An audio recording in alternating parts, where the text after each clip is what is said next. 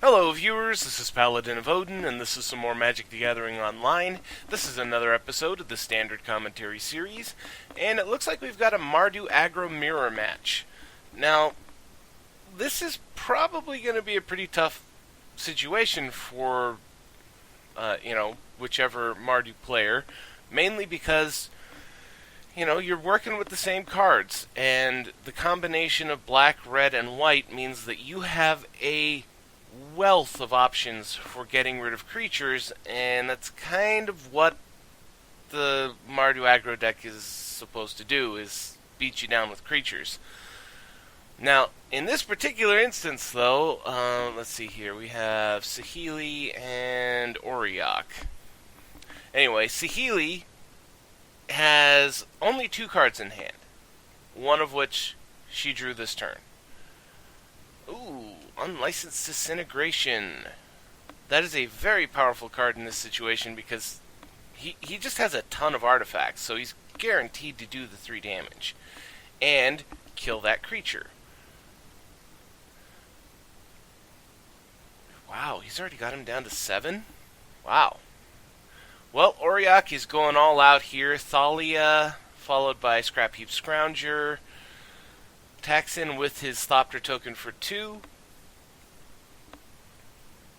And a Thalia from the other side. Well, actually, right now, they're pretty well even, except for the life totals. The real turn here, in my opinion, would be Heart of Kiran. Because all he's got to block the Heart of Kiran is a Thopter, and if he attacks with it, then he's wide open for 4 damage. And worse yet, if he gets Veteran Motorist, he could man that up as a 5/5, and then also attack in with, say Thalia, since she has First Strike, but at the moment, the other Thalia is a pretty good defense against that. Let's see, he's got Needle Spires and Westvale Abbey. The Abbey tactic isn't going to be very helpful right now. He's got Shambling Vent, but he doesn't have enough mana to man it up. So, right now, it's a pretty even match, except for the card advantage that Auriok has right now. It's very helpful for him, the fact that he popped Gideon for the emblem. All of his creatures being +1/+1 versus his opponent. If he had wanted to kill off the Thopter token with the Walking Ballista, he could have, but now he can't.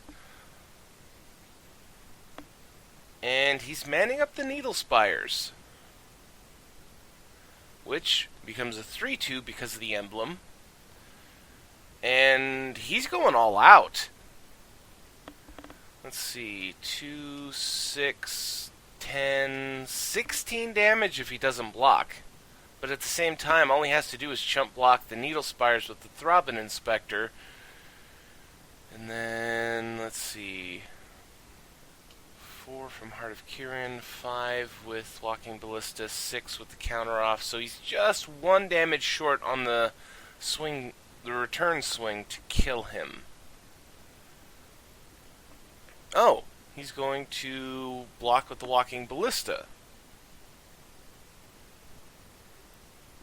And pops the counter to kill, or to deal 1 damage to the face. Takes the rest of the damage, goes down to 6. Same situation though. All he needs is 1 more damage and he wins the game right here. And he pulled a Swamp so he could man up the Shambling Vent. See, that was something that, might not have happened, but then again, his opponent could have drawn another Unlicensed Disintegration if he's running 3 or 4 copies. He could have gotten a Walking Ballista. He could have gotten a Shock, Veteran Motorist. There were a lot of outs that Saheeli had in that situation to be able to win that game. So, honestly, it was a rather unwise for Aurillac to go all in right there when his opponent could very easily turn it around and win, which he just did. When he could have measured his aggression and kept the game going so that there would have been a more advantageous point where he could have attacked in and got damage through without exposing himself so much. Okay, so turn 2, Scrap Heap Scrounger from Aurillac, who did have to mulligan down to 6. They did spend a solid 2-minute sideboarding, and I'm wondering, which side was sideboarding, or, whether they were both sideboarding. Turn 2, Walking Ballista. Now, something that I was thinking of just now was the fact that this particular matchup, there are 3 one-drop removal spells that are very valuable for each side against the other. 1 black, Fatal Push, 1 red, Shock, and 1 white, Fragmentize, because your opponent is running artifacts.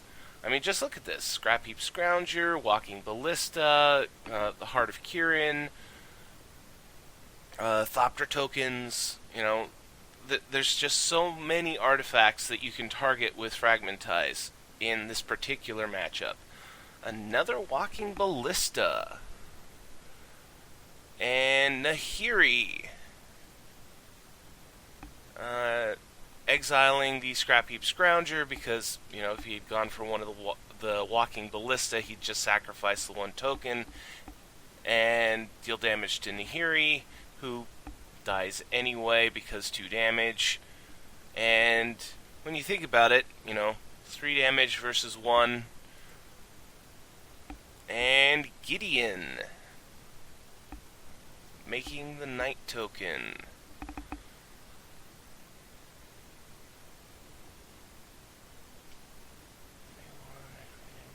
Activate this ability only if you control an artifact, which he does not right now. Unlicensed Disintegration on the Knight token, which gets 3 damage through, which he transfers to Gideon. So now he can attack Gideon for 1 and attack face with the other. And Gideon's down. So far, it seems like Aurillac has had everything his way. He's always had the answer that he needs. Linvala the Preserver. His opponent has more life than him, and his opponent has more creatures than him. So he's got a 5/5 flyer and a 3/3 flyer, and gains 5 life, all for 6 mana. And now, things aren't looking so good for Aurillac, because all he has is 2 1/1 Walking Ballistas. He has no flying. He has no way to stop these 2 flyers. And in they go. 8 damage flying.